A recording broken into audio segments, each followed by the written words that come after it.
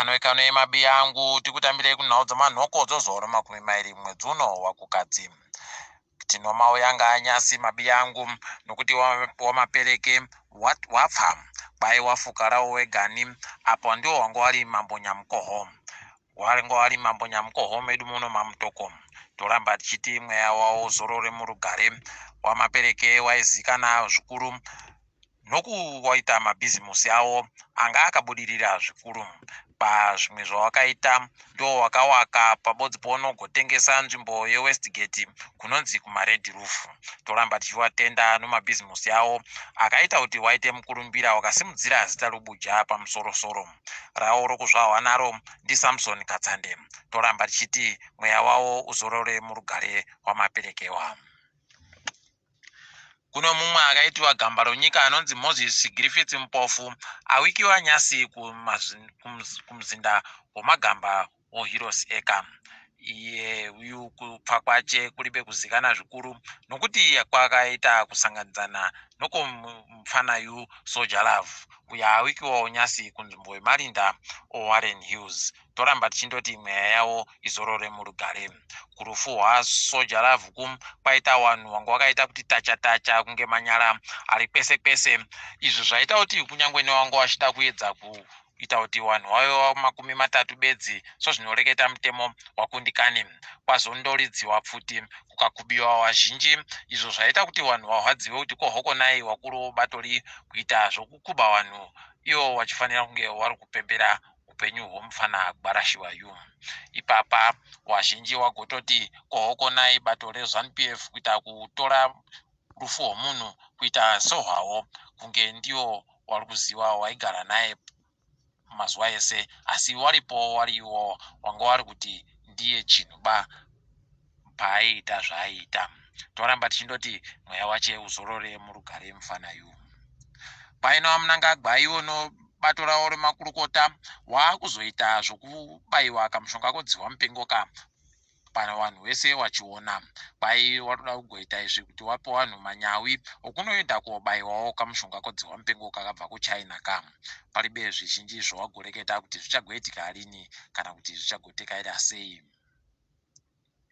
Mapurisa nyasi areketa kuti agopfura vanhu vanosvika 4 wakabva wapfira pabodzipo bai vanhu 4 wanga vari vanhu vari kuita zvokubira vanhu nowakapakata pfuti bai mumwe wanhu 4 waurayiwa mupurisa anga ano makore 40 ribodzi bai kwapona 2 avo wabva wasungiwa pakarepo wari kuzvipatara kureketa kuno wari kumirirwa kuti wabefure wagona kutongiwa nyaya dzawo dzokuba wakapakatadzi.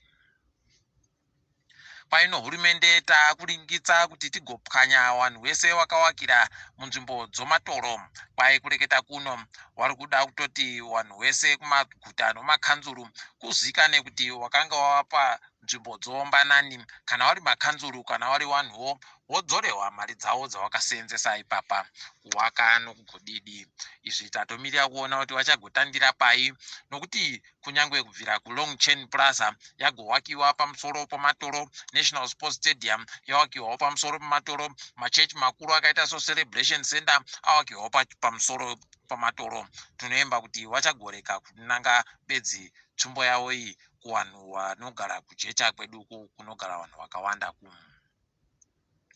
bepanhau riri pasi pemuzindawo hurumende reH Metro kureketa kuno radzinga vamwe wapepeti onhau 2 nokuti wakaburitsa kamwe kakuchema komunhu aitoti dai kugwarashiwa kwaSoldier Love paita ndiko kwaita umwe watungamiri wenyika.